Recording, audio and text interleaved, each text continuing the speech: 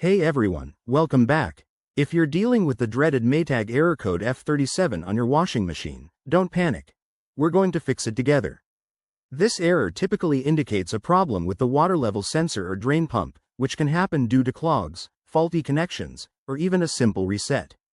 By the end of this video, you'll have your washer up and running again. First things first, safety is key. Make sure to unplug your Maytag washer from the wall to avoid any electrical risks. Once that's done, let's get into the steps. Step 1. Check the drain hose.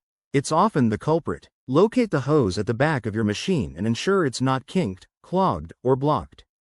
If you find any debris, clear it out carefully. Straighten out any bends to allow proper water flow. Next, in Step 2, inspect the pump filter. Most Maytag models have a filter at the bottom front.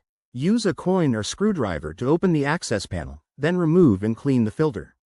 You'll be amazed at how much lint and gunk builds up. Rinse it under warm water and let it dry before putting it back. Step 3. Reset your washer. Sometimes, a simple reboot does the trick. Plug the machine back in, press and hold the power button for 10 seconds, then run a quick test cycle. If the error persists, try running a drain and spin cycle to clear any remaining water.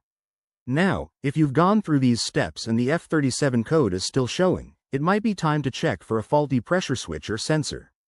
This could require a multimeter for testing, which we'll cover briefly. Consult your user manual for the exact location.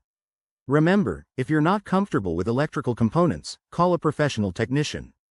To prevent this error in the future, always clean your filter monthly and avoid overloading your washer. There you have it. Your Maytag is back in action.